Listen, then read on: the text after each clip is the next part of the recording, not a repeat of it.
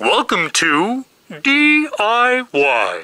Automotive School with my friend Pete and Minnie, the body shop girl. It's everything you need to know about cars and more.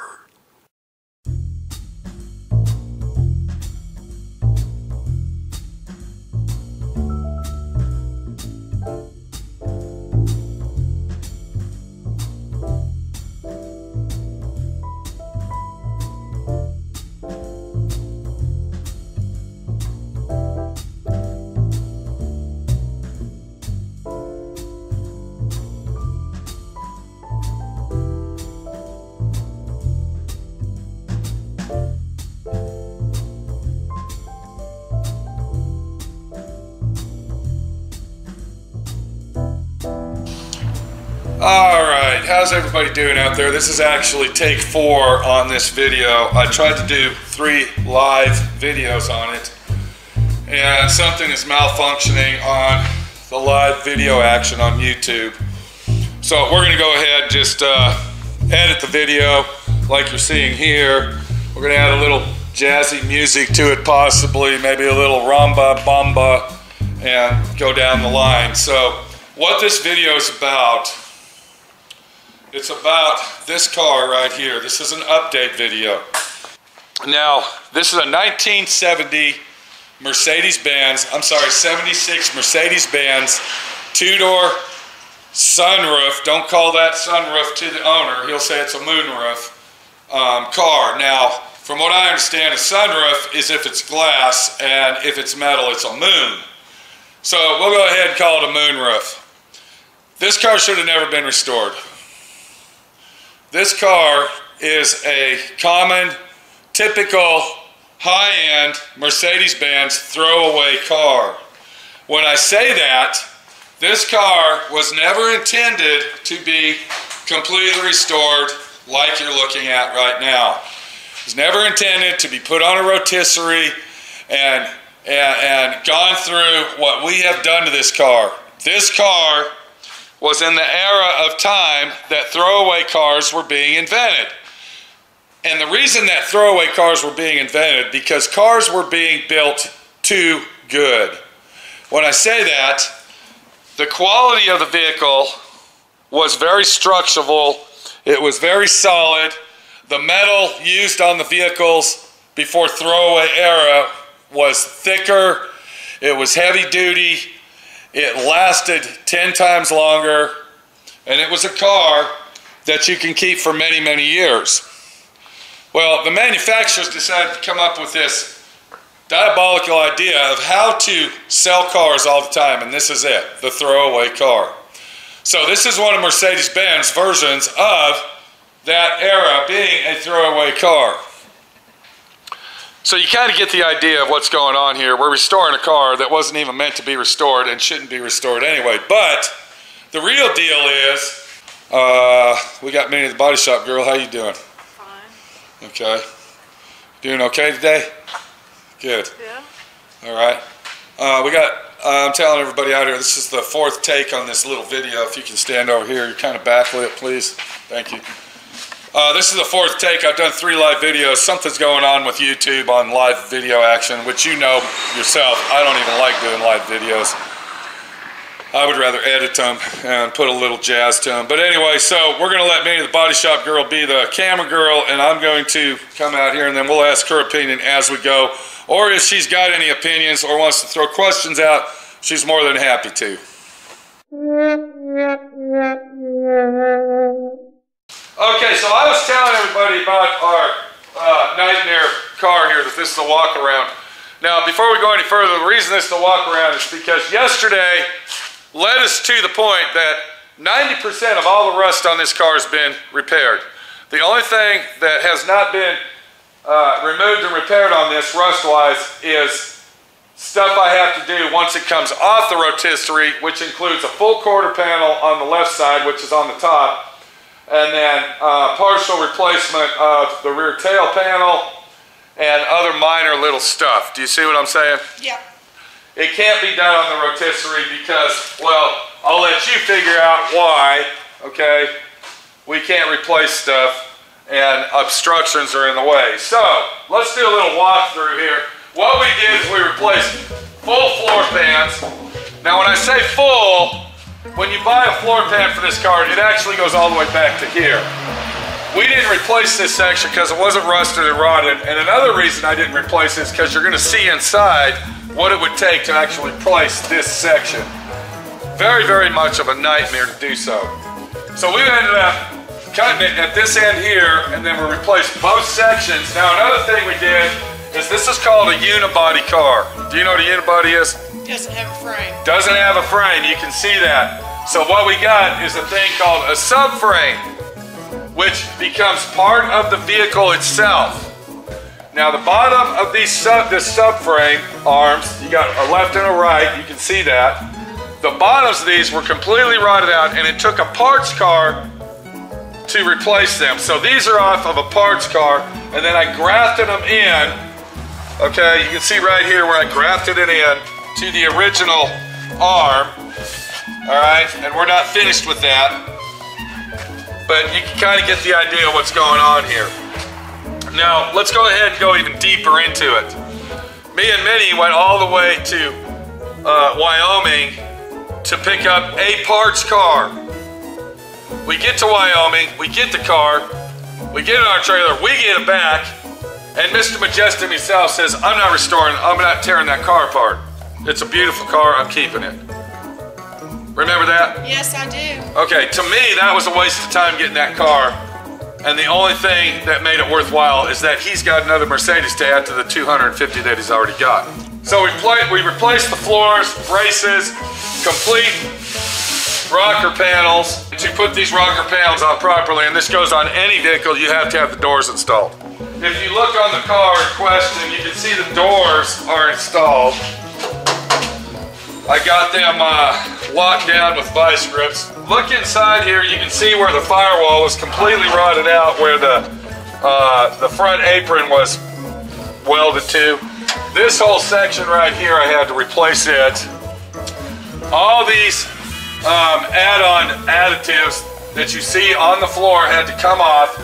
And if you look back here, you can kind of see why I didn't put the whole floor in. You can see all this bracing and all this ridiculous stuff that would have to be freed up and loosened from the floor to put the whole floor in. So what I did is I took out these kicker panels that you're looking at right here, and then of course grafted the floor into that. Here's another situation on this vehicle. Since this is a throwaway car, it's very hard to find parts for it because this was not designed to be restored. So to get these floor pans that you see right here, he had to get those from Germany. And they were very, very, very expensive. More money than you and me would ever think about putting in this car, just the floor pans alone. To get the rocker panels, and you can see one right here, and then the other one's down here, those, and you can see the tag, are from Germany. He had to get those from Germany. And they were not two-door, hardtop rocker panels, they were four-door. So I had to modify them to work on this car because a four-door is what? Way bigger than a two-door. Totally different than the two-door. You can see the pile of crap over here, and you can see all the little cutouts and holes and pieces and scraps and just everything going on here. And here's one of these braces. Here's the floor on this is the right-hand floor, and you can see, let me show you something. Look at that floor real good, and there's one of them braces. You can see how it's rotted out. But I want you to pay close attention to it and look at it. And it looks kind of fuzzy, and it looks like it's sprayed with primer. That's not primer. What that is spray-on seam sealer. It's approximately 1/8 of an inch thick, and it's on the whole bottom of the vehicle. Speaking of undercoating, let me show you something here. If you look in here, you can kind of see where it looks like burn marks. It looks black around here. That's because I had to take my cutting torch and burn all of this seam sealer out of here. if we come across here, look, here's a good example. Look at this. See this thick coat here? This is all spray on. So if it was rusted out here, I would have had to heat this up with my torch and to scrape it all off to get down to the metal to actually fix it. Now, here's a little example of rust. What you're looking at here, this is our sail panel. And you're looking at it sideways, so it's kind of hard to explain. But air would come through here, these vents right here, and then it would come in the car, and then it would circulate fresh air. Well, there's a little gutter right here that will take any debris or water, and it drives it down there, and it goes through the quarter panel. Well, this is called a 3-layer repair, and the reason I say that is because underneath this is this piece right here where the window rolls up. This is the window track. This was completely rotted out under here, so I had to remove this piece, which was completely rotted out, replace that piece there, then jerry-rig and what do we say, reconstruct and make this little gutter that would draw everything and down and around, and then come up with some idea of how I was going to replace this piece, because they don't sell that stuff. So now you kind of get the idea of what's going on restoring a throwaway car. Now, you're asking yourself, why is this guy doing this? Why? When he has all these other Mercedes and he has 2 other ones just like it. Well, I'm going to tell you why. The reason this car is being restored is because the owner of this car, Mr. Majestic, he grew up in Poland, not far from Auschwitz Jewish camp, and his family is from Poland. And as he was growing up in his 3-room house with his uncle and aunt in the house, his sister and his 2 cousins, and of course his mom and dad, his dad was a fan of Mercedes Benz. When 1976 rolled around, this car hit the market. This was his dad's dream car. He wanted a 2-door moonroof top, fully loaded Mercedes Benz, and that was his car. Because out in Poland, German cars are the best. You understand? Yeah. So our buddy, Mr. Majestic, we're going to call him Mr. Polak as well, was on a Polish naval ship. Now, what were you saying? What did you do on the ship? I changed the sails. You changed the sails all by yourself. Well, I mean, it takes 100 fucking people, 120 people to operate that boat, okay? What year was that at? 100 fucking 20. There was a 40 people per mast, okay? Yeah. It takes 40 guys to set up a sail and do anything on one mast. There's 3 of them Jesus. on a boat. But you just said you painted the boat. Well, with all my buddies, yeah, we painted 3 guys. What year was that? 1979. 79. Right up there you were born. That was the last time it sailed, or what? Well, it was the last cross Atlantic sail. Yeah. They retired the boat in like 5 years or something. Okay, so Darmaldi Zieri. What did you say the name was? Almost. Okay, Don Formosa, got it, dude. White and red with the big white sails. How long were you on the boat, bud? 4 months. 4 months, and then you ended up in New York, or what? Yes. And that's where you ate your first hamburger, right? Or watermelon? The watermelon was in Savannah, Georgia. Okay. And that's where I had my first hamburger, yes. It was in Savannah, Georgia. Yeah. Very special place. But my very first, yes, hamburger. And that's what he said, I'm staying in America. I ain't going back to Poland. Yes. Yeah. Now, how did you end up here? There was some... I kissed the grounds of Savannah, Georgia soil. Oh, so the boat landed in Savannah, Georgia, not in New York. No. Oh. We went to Savannah, Georgia, and then we went to Philadelphia. Oh. Somebody drove me to New York City. Oh, okay. Okay, so let me ask you this, bud. What about your Mercedes Benz? Okay, we're getting ready to paint it. Are you ready for it? Just whatever. Okay. But you know, you really kind of pissed me off when I was out there. I asked you for $500 less, and you laughed at me. Can you fucking call me back? You're cutting out. Hello?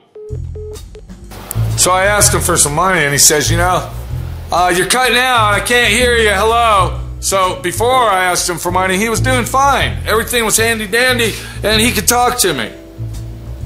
But now I'm asking for money, and it's like, oh, you're cutting out. Call me back. Click, bam, bitch, boo. But now you know the story of him and his boat. Now you know.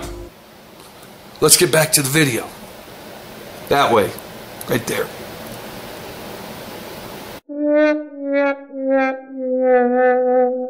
So he became a United States citizen, moved to Texas, opened up his little tile company, doing floor tile and shower stalls, and progressed in his business, moved his business up to become a multi-million-dollar business. Am I right? Yes. He becomes this multi-million-dollar guy, and now he is at the mercy of purchasing a car for his dad to restore it, just like his dad has always wanted. He starts restoring the car, and what happens, Minnie, the body shop girl? His dad passed away suddenly. His 82-year-old dad passed away in the middle of doing this. Now, does he want this car? Yes, he does, because this is his dad to him. This is something his dad always wanted. He will finish this car. On the other hand, Mr. Majestic is the type of guy that when he does start something, he finishes it. It doesn't matter how much it costs. It doesn't matter how big the job is. He will finish it to the end. Am I right? Yep. Now this particular job here, he's not stopping on it. A lot of these projects, he'll stop on them and then come back to them years later. This one here, he wants it completely done from start to finish. That's why we are restoring this car. But the real deal is that we are naming this car, we're going to rename this car today. This is called Rename the Mercedes. And do you know what that name is? God, no. We aren't calling it Nightmare anymore. No? It's called Dream Come True.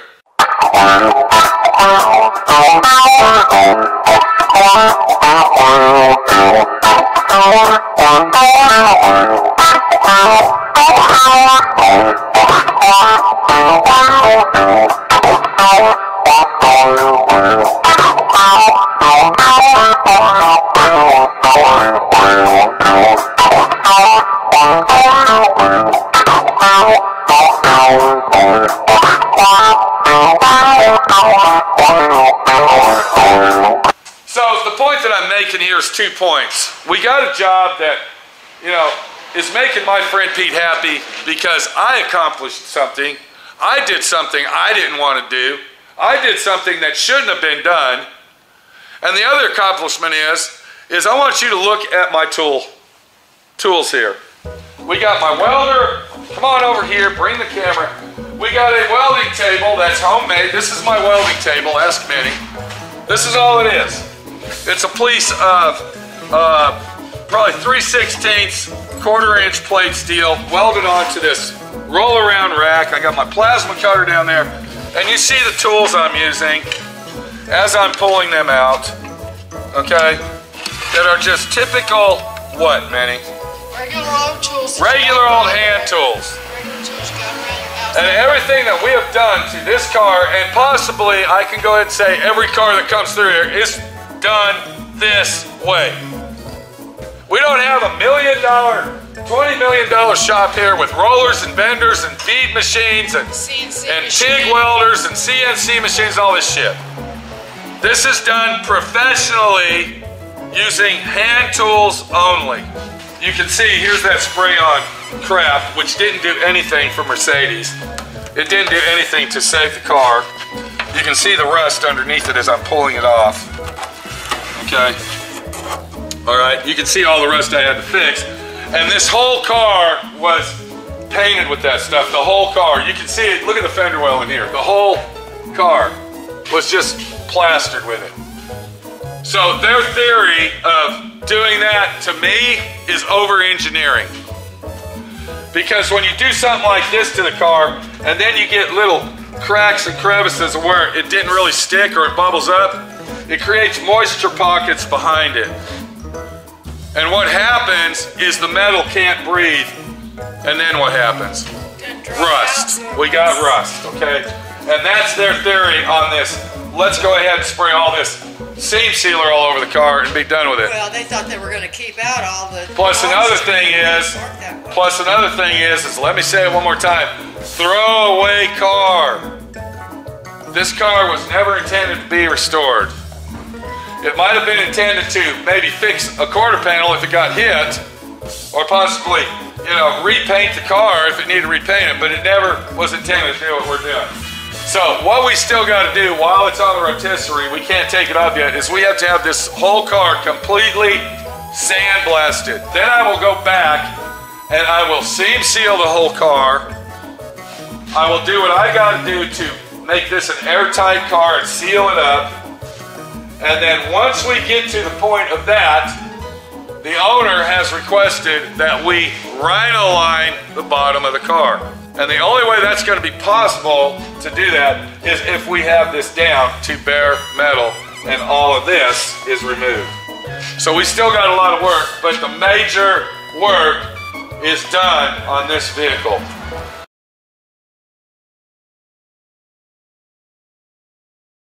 Okay. What you're looking at here, this is a concourse restoration. This restoration started approximately 15 years ago. They just got done with it, what, 2 or 3 years ago? Yep. It took his guys 7 years to put this car together.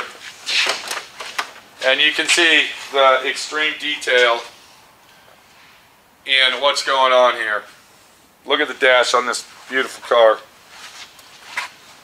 Now, we did all the paint and body work on this. We did all the tear down and all the rust repair and everything that it took. And then his guys, he's got 2 specialty guys that work for him, took over and completely did this car. But look at the extreme detail. This has all been completely re-chrome plated.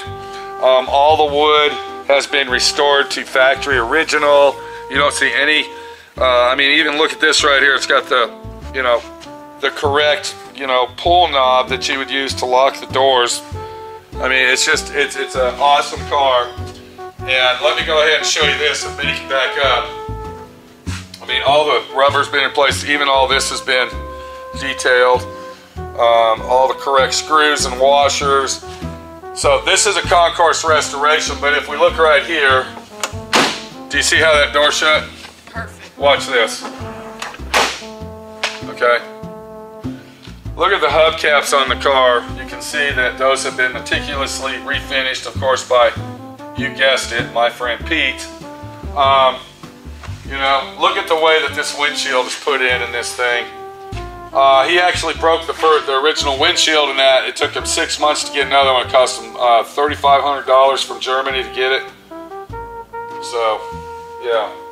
So this is basically, when you look at this car, right here, kind of visualize what nightmare / AKA dream come true is going to look like, because that's the extreme that this guy will take a restoration job. Behind you, real quick, I want to show you another rare Mercedes on the ground down here. Minnie, let me have the camera. You're not even the camera guy now. Well, you know, you're not really doing it right now. You're kind of like, let's get it done and go down the road. No, I want you to stay here, please. Come here. Okay? I'm doing exactly what you want. Okay, but holding the camera like this and going like that, and, you know. So? Come on over here, let me show you this car, Minnie. Come here. I appreciate you, Pete, at all. Well, I'm really sorry. You know, but we're trying to make a nice video that everybody can enjoy. And I was sweeping around like you fucking like. Okay, fine. Here. Here, take the camera. Here, take the camera so we can finish this out. Okay, can we finish it now? Yeah, finish it. All right, what we got under the cover? Take two on that. Okay, what we got under the cover here is a very rare car. This is a 1966, and I want you to look at this here, 300 SE. This is a one-owner car that was ordered from West Germany. What's that all about?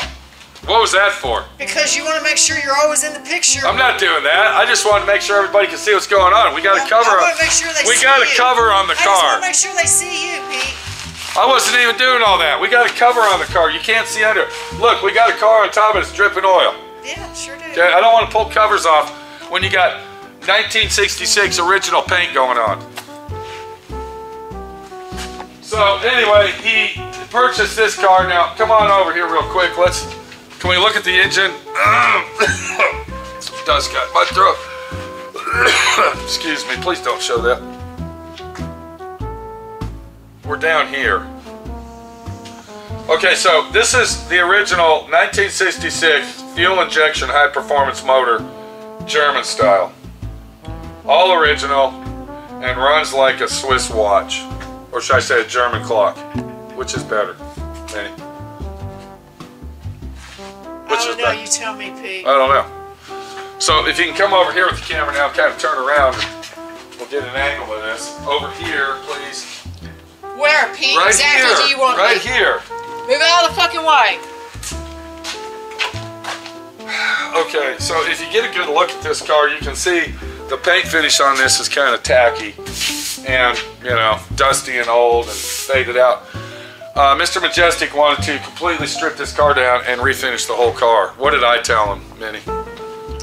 I don't know what you told me. I told him that that would be stupid and foolish because this is the original paint and the original paint is in super good condition and the only thing this needs is a good buff job. This is single stage paint from Germany from 1966 and the only thing this car needs is a good buff out because you want to keep that original appearance on a vehicle like this instead of paint it. Isn't that what I told him? Yep. Something like that? So he has now decided I'm not going to paint it. We'll go ahead and buff it at a further date.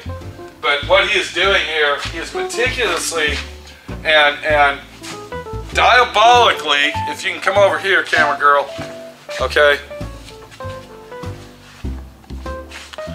All right, doing a fresh and high quality semi-restoration to the vehicle without dismantling everything and doing a off-frame restoration, because that's what this guy leads into. Once he starts restoring something, he doesn't take it to, you know, this is all I want to do, we're going to paint it. He takes it to the extreme of this, and then it takes him years and years and years to do it. So maybe he's trying to follow my lead here, and I'm telling him that this car doesn't need that. I don't know, you know, I don't know.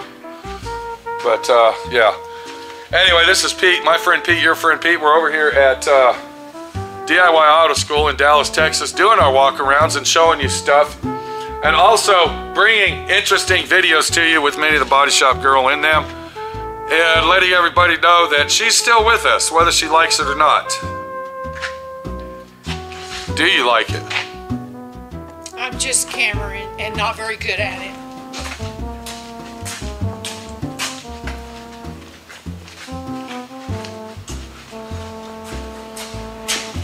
Is that light up? Why are you following me? You can turn it off anytime.